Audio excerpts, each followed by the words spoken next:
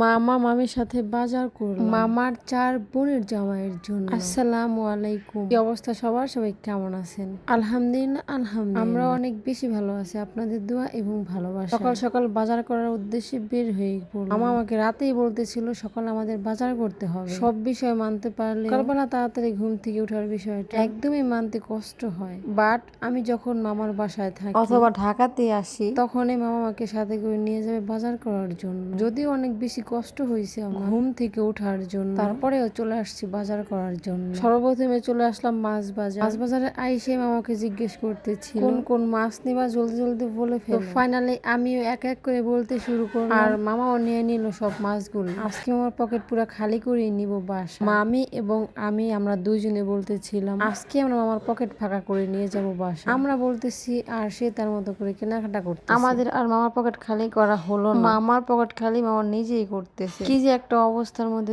আমার কেন জানি কষ্ট লাগতেছে। আর এই মামার কতগুলি টাকা চলে যায়, কিন্তু যার টাকা যাইতেছে সে একটু কষ্ট পাইতেছে না। যদিও কথাটা ছিল ফানি, বাট কেউ আবার সিরিয়াসলি নেবে না। টাকা যাওয়াতে যদি কষ্ট হয় তাহলে আর মানুষ বাজার করতো না। তো যাই হোক, মাছ গোছ কেনাকাটা শেষ করে এখন আমরা চলে এসেছি কাঁচা ভাবতে শুরু করলাম কি কি নেওয়া যায় এইখান থেকে। সকাল সকাল যেই তরকারি দেখতেছি সেই তরকারি অনেক বেশি ভালো লাগে। নেওয়ার মাঝে বলতেছিল মামা আমাকে কিছু শুটকি নিয়ে, বাট শুটকি একদমই পছন্দ না আমার। সবার রুচি যদি এক হতো তাহলে দুনিয়ার এত কিছু থাকতো না। মানে এত রকমের আইটেম মনে হয় থাকতো না। যার রুচি যেরকম সেই রকমটাই খাবে। কারো রুচি নিয়ে আলোচনা সমালোচনা না করাই ভালো মনে হয়। যাই হোক, এখান থেকে আমরা নিয়ে নিব কিছু তরকারি নেওয়া শেষ করে নিয়ে নিলাম কিছু গোশত। আজকে বাজারে এসে অনেক বেশি ভালো লাগতেছিল। শুরুতে যদিও অনেক বেশি কষ্ট হয়েছে এত সকালে ঘুম থেকে ওঠার জন্য, কিন্তু বাজারে এসে অনেক বেশি ভালো লাগছে। আমি বাসা যাবো মামাদের, ভাবতেছিলাম কি নেওয়া যায় মামার বাসায়। নিতে চলে আসলাম, এইখান থেকে একটুখানি ফল নিয়ে নিলাম। তারপরে দেখতেছিলাম অনেকগুলি জামগুলা দেখতে যেমন সুন্দর, খেতে তার থেকে বেশি মজা। জাম কিনতে কিনতে দেখতেছিলাম আমার ছোট আন্টিও চলে আসছে বাজার নেওয়ার জন্য। আমার আন্টি কতটাই চালাক। আন্টির ছেলে খেলনা নেবে, সেই জন্য সে চোখ ঢেকে ঢেকে নিয়ে আসছে। বিষয়টা দেখে অনেক বেশি ভালোই লাগলো। ফাইনালি কেনাকাটা শেষ করে বাসায় এসে অনেক বড় একটা ঘুম দিলাম। ঘুম থেকে উঠে দেখি আমির রান্না বাড়া সব শেষ। রান্না বাড়ার এত সুন্দর ঘ্রাণ আসতেছিল, যার কারণে পুরো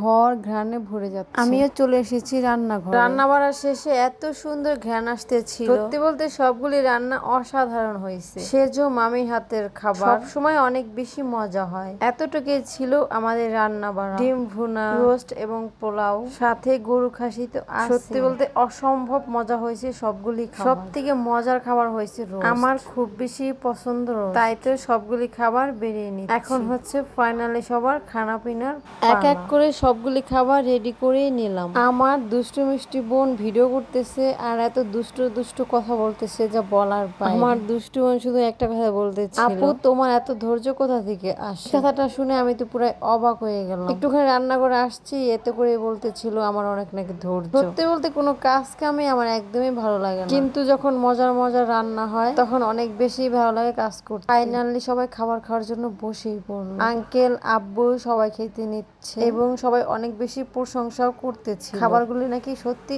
অসাধারণ হয়েছে। সত্যি বলতে যখন কেউ রান্নার প্রশংসা করে তখন অনেক বেশি ভালো লাগে। এই ছিল আমাদের আজকের ভিডিও। ভালো থাকেন সবাই, আল্লাহ হাফেজ, টাটা, বাই বাই।